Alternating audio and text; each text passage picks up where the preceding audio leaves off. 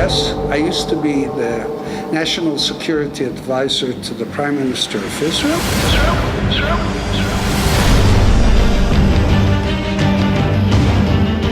I told him I've been to Tunisia many times. You know who Mr. Zarrouk is? We did the change. We actually caused the change in Sudan.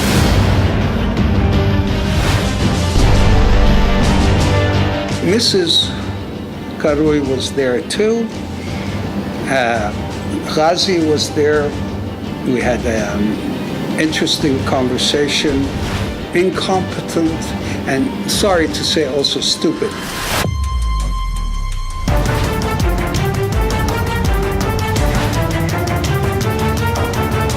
There were two contracts, by the way. Nabeel and Salwa Qarui trust account came straight from there, 150,000. It's provable. The wife made it. It was made only last week, by the way, after they demanded that thing. Chief lawyer of the United States Justice Department, Farah, calls. We're trying to help everybody right now in Tunis to get out of the mess by bringing in the Americans, trying to work everything out. And again, we're not doing it for money. We're not doing it for anything. We're trying to clear the mess. I can help him with the Muslim Brotherhood, and it would be good to create a coalition.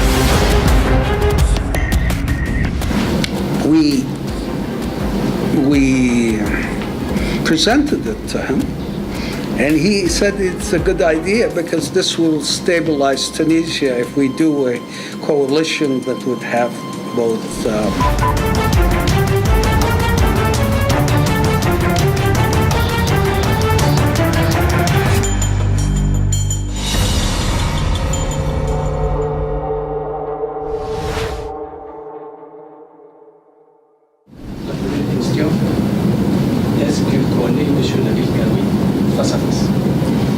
Do you know Mr. Nabeel Qarui face to face? Do you know Mr. Nabeel Qarui face to face? Okay. We were invited to go see him by himself through a middleman that lives in Canada. We spent 2 days. When I say we, I mean my assistant and myself, Demi. She was there with me. We spent 2 days with him. We were staying at the Four Seasons Hotel in Tunisia. And then the first day we met him at a house that he said it's his business center. Very nice house on the beach in Tunis. And basically, he was sure, 100% sure that he was going to win the election and he's going to become president. And he wanted to hire us, not for the election. He wanted to hire us to help him create a new Tunisia, according to him. When I first met him the first day, he was very emotional because he said the anniversary of his son's death was coming up. It was close by and thing. And then his brother was there and his team of people were there. We had a very nice conversation.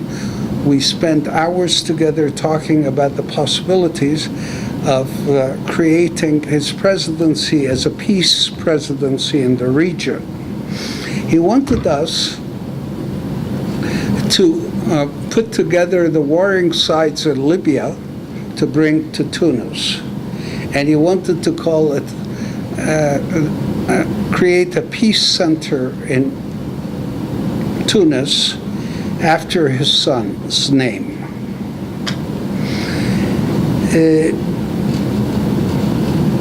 His brother was also there, very emotional about the matter, and they said, if anybody can do it, you guys can do it. And we were talking then about doing a meeting between the two warring sides in Libya and Moscow with the supervision of President Putin. He said, why can't we,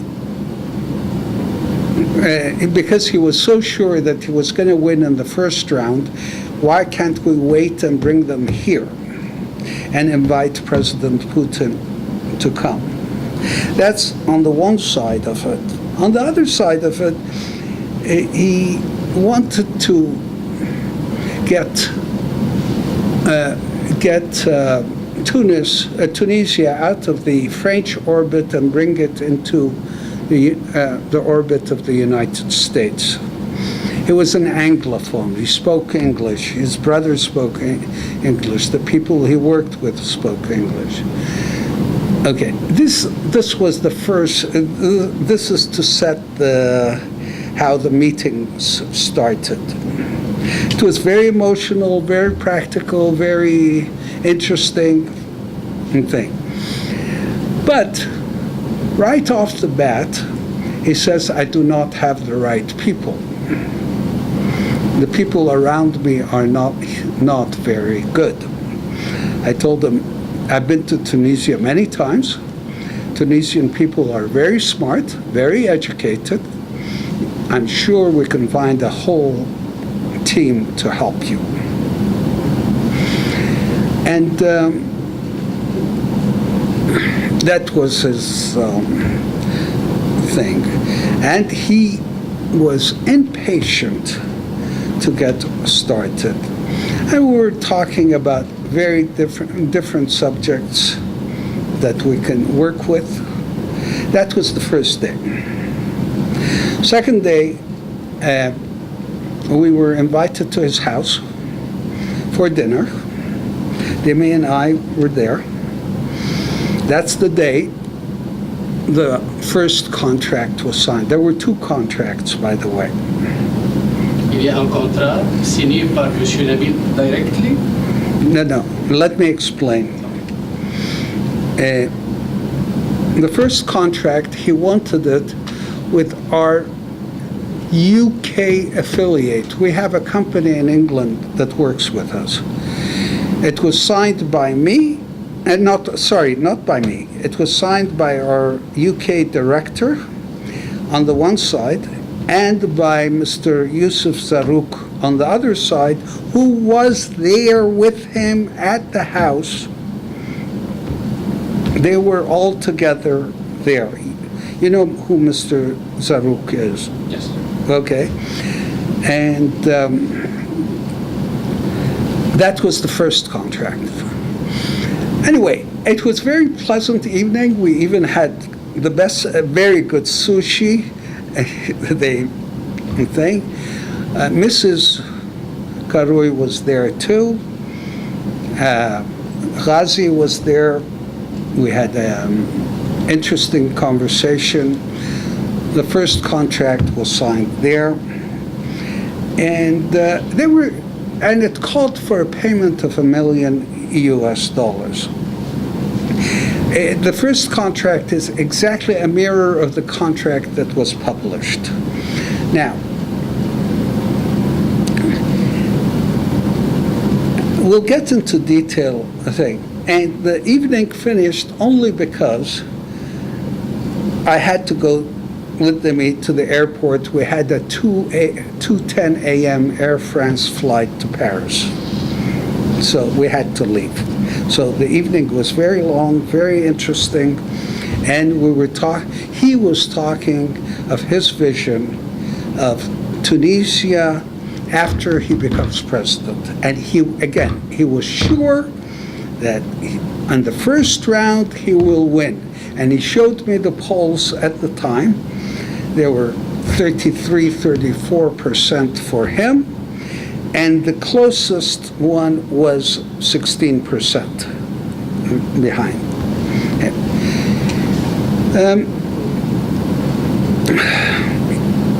But I also explained to him that Tunisia, in my view, is also a conservative country, and I used the word, you should be more Muslim or traditional. Yes? But you have to have young people around you, people that know things, but you should also be more traditional, because Tunisia is a traditional country.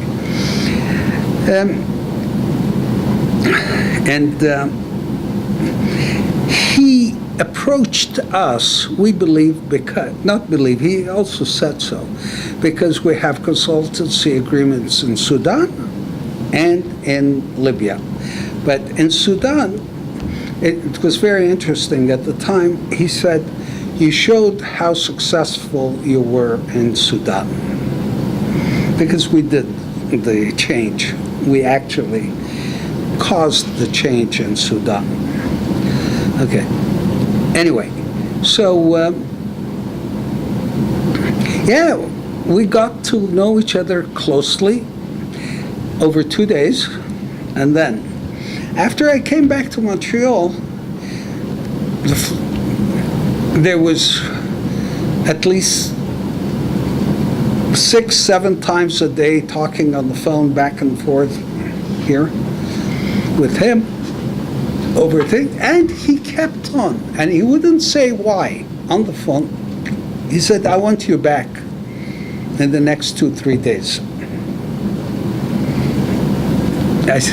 I agreed, okay, no problem. As I was in the airport in Trudeau, about to leave to Tunisia, I got a call saying he was arrested. Please don't come today. Okay, fine. But Demi did go a day later. I wanted her to see what's going on. Yeah, did go a day later. Now, next thing that occurred, we said that we could help him in the United States right now, but to do this, we have to show some sort of payment and so on and so forth. First of all, is through his lawyer and through the middleman, they said, please take the contract and put it under your name, because it's to make it more thing, which we agreed to. But since he was in jail, they found a gentleman, they said he's his representative that will sign the contract by... Yeah, that's correct. They said they will sign it. No problem. Est-ce que Mohamed Bouderbel est un Tunisien? Sorry? Is Tunisian man, Mohamed Bouderbel? Is he Tunisian? Yes, he is a Tunisian man, they said. I never met him. Okay. But he is a Tunisian man. And they said he is his representative just because he's in jail. He'll sign the contract. Okay. Est-ce que vous avez rencontré Monsieur Mohamed Bouderbel? No, I've never met him. Okay. Then, after the contract was exchanged, they demanded that that we register the contract and start working in the United States right away. Now, we explained to them that there's $1 million payment there, and it isn't because of the money. It was because there's a U.S. law that says if there's a amount, you have to register it with the government and so on and so forth. They called back and said, They don't have the money. And I remind everybody that on the first day when after meeting them, I told Dimi privately that these guys don't have any money, and it's nonsense that he's a billionaire and this and that and thing. It's all nonsense. But he's very charismatic. He can change Tunisia. We can help him change Tunisia for the better, and he can westernize Tunisia with a Muslim character. I keep on repeating that thing. Now, and also, he was worried about the fact that I'm originally from Israel, and I explained this to everybody. Yes, I used to be the national security advisor to the Prime Minister of Israel, but I broke with him off because after the Oslo peace process, which I was the author of, one of the authors of, they didn't go along with a peace deal with the Palestinians, so I left. Okay, but I have nothing to do with the Israeli government, or neither does this company. Mais lui, il savait dès le début cette histoire. Sorry? Mr. Kirby, c'est que Mr. Ari, il a travaillé avec le service secret, c'est tout, Mr. Kirby, dès le début. Yeah. Oui, oui, je comprends. Ouais. Okay. And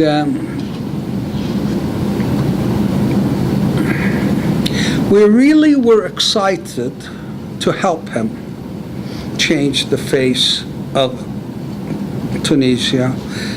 And okay, what they did is they agreed. They said, we have 250,000 to send so you can register. I said, no problem. Send. We'll accept it. We'll go ahead. Est-ce qu'il a payé? They paid 250,000 in 3 payments to our lawyer in the United States. Him.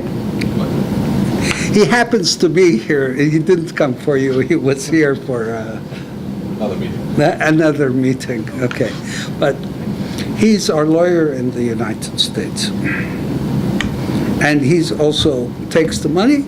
He registered the contract with the United States Department of Justice in a unit called FARA. Okay? The second contract, and they demanded they demanded that it becomes public immediately. They demanded it down from Tunis. Qui a demandé que le contrat soit public? Who demanded the contract? The lawyer and one of his financial people. C'est la loi. Il faut qu'il soit public. De toute façon, Ouais. Okay. And the last time I saw the lawyer was last week in Paris. Which day was it in Paris? I don't remember, but it was last week in Paris. And they were very happy. They said, you should move quickly and thing and so on and so forth. The idea now was to get him an invitation to come to the United States to meet important people in the United States, because that would create pressure to let him out of jail.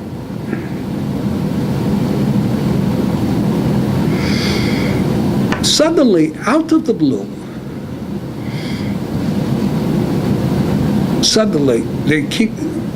after all this was being done, everything was moving well, they start, this contract is a fraud. This contract never existed. No contract existed. We don't know who Dickens and Matson is. Photoshop contract. Yeah, no, whatever, fraud. The first thing that happened is the chief lawyer of the United States Justice Department, Farah, calls. And they know us for many years, and we went through everything with them. They said, okay, thank you. They said, apparently, when the contract became public, they freaked out. How do you say freaked out in French? Freaked out. They didn't know how, the people around him did not know how to handle it. And I reminded everybody, all the people around him were incompetent. He put a team together quickly because he thought at the time he didn't have time, but they were completely incompetent and, sorry to say, also stupid. By lying like this, they shot themselves in the foot by doing all this. Lying. And I'm really sorry about this because I would like to help him, and we're still working on helping him in the United States. And I told everybody today, they still keep on calling, yes? I told everybody today that if they stop the nonsense, we will continue helping, we will help, and hopefully we might even get a result, okay? But they have to behave, tell the truth, I think, and no matter what the Tunisian government is going to do to them, I think now that the U.S. government is fully aware of what's going on, the truth is the only protection they can have.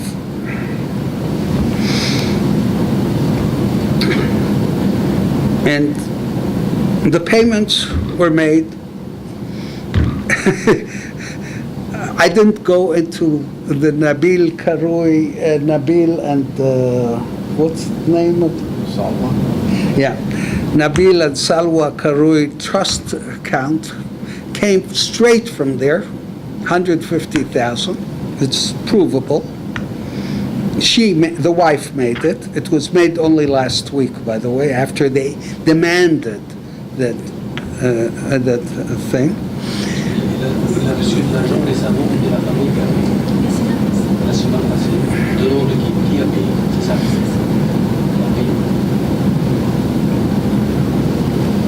Alors votre relation n'est pas tendue. La relation entre M. Karoui et votre compagnie n'est pas vraiment. Il n'y a pas eu de chicane, même s'il n'a pas. Sorry? La relation, il est encore en cours. Vous n'avez pas rupturé la relation. You haven't ruptured the relationship with them. You're still on an ongoing relationship with them. You know why we're doing this? We're continuing the relationship. We're trying to help everybody right now in Tunis to get out of a mess by bringing in the Americans, trying to work everything out. And again, we're not doing it for money. We're not doing it for anything. We're trying to clear the mess. And I hope we'll be able to help. Il est maintenant en prison. Il Yes. reste comme quelques jours pour le second. Sorry? He's still in prison. There are a few days left before the second round. I know, but it isn't a thing. If the Americans will put enough pressure, Il va être libéré. we're looking, things could change. Est-ce que vous avez travaillé pour ça, pour que les Américains font de la pression sur les Tunisiens pour qu'ils le libèrent, par exemple? Did you work with Sorry? the Americans to put pressure on the Tunisians to free Mr. Karoui? Also to free him, because that, without freeing him, it would not be a fair election, but also to help clean the mess up.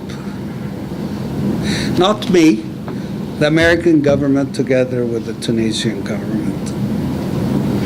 And we're trying to do that. We did not cut the relationship. There's nothing really positive for the company, but we would like, yes, it would be positive if Tunisia comes out of this okay. Est-ce que vous avez reçu de demandes par d'autres partis tunisiens? Sorry? Did you receive any requests from the other Tunisian parties? No, we did not. And we, even if we would have, we would have refused them. Because, but I want to say something which is very interesting. Even the first day I met him, I explained to him that I could help him with the Muslim Brotherhood, and it would be good to create a coalition with him. Est-ce que vous avez le pouvoir de faire ça? Do you have the power to do that? I have connections in the Muslim Brotherhood movement, yes. And especially the one that starts in Sudan. Okay, just so you know. Okay, but we presented it to him, and he said it's a good idea because this will stabilize Tunisia if we do a coalition that would have both things. And he was sure, 100%, that he would win on the first round. Maintenant, les islamistes, dans les législatives, ils ont pris 57 sièges. Mr. Karoui, 40 sièges le deuxième. Yeah. Pensez-vous qu'une It coalition is, peut gouverner? yes, it is possible, and it would be good, because there will be the traditional side of Tunisia, plus the more progressive Western side too. It will make both sides workable, happy. Est-ce que vous allez pousser vers ça? Sorry? You're going to push towards that. We have to see what happens with him first, and what happens with the United States position first, before we push that. But the Americans know about the position, and they're happy with it. They're happy with it because that always works in that region, because people are traditional, but also there are many young people that want to go out west, so you have a balance of the two things. Yes, and I really hope that we can help. And any other questions? Vous avez travaillé en Libye, par exemple. Est-ce que Mr. Karoui, il était derrière ça? Il y avait des corrections pour que vous entriez en Libye? Sorry? You worked in Libya. Was Mr. Karoui also involved with that? And did he have connections and pushed you No, to Libya? no. Not at all. He hired us because he knew we were working in Libya, and he knew we were working in Sudan. But he was not yet involved, no. Est-ce que vous avez un mot pour le peuple tunisien qui va voter après 5 jours? Do you have a word for the Tunisian people who will vote in 5 days? I tell everybody, you have to vote your conscience, but if Nabeel Karoui will be president, he'll be a very good president. I believe so. From the times that we met him. I'm not doing a propaganda thing for him, but But I believe he could be a good president if he replaces all the team around him. The team around him are completely incompetent and, sorry to say, stupid as well. I don't use that word lightly. And